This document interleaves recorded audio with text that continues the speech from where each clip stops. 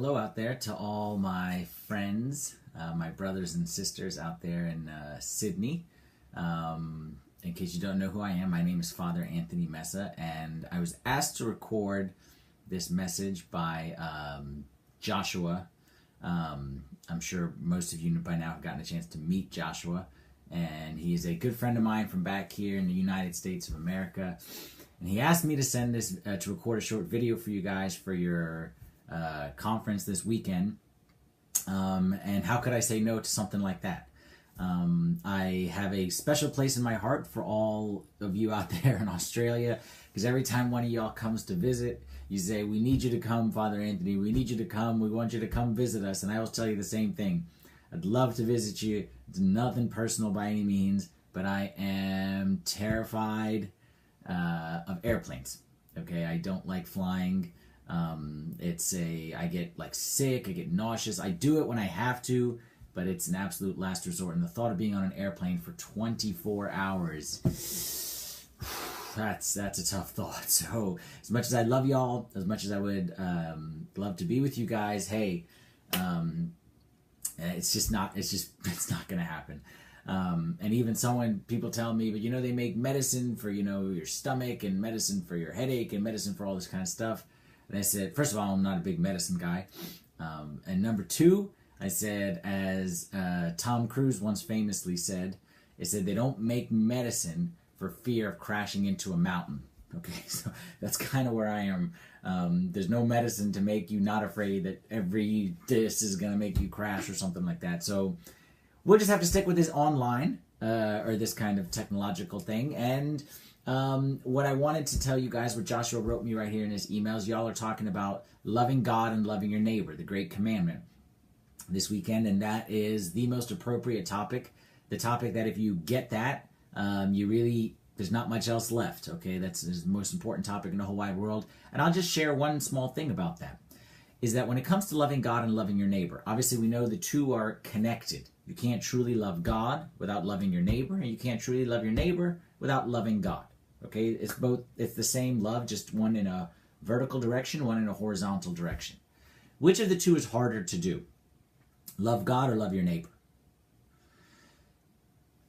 I think, in my opinion, okay, I'm not saying harder, maybe harder was not the right word. It's easier to deceive yourself with loving God than loving your neighbor.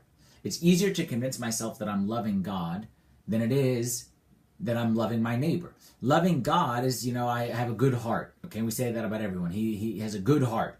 Okay, and I love God, and God knows that I love him, but I didn't mean to do this. And God knows that I love him, but this was just a mistake. God knows that I love him.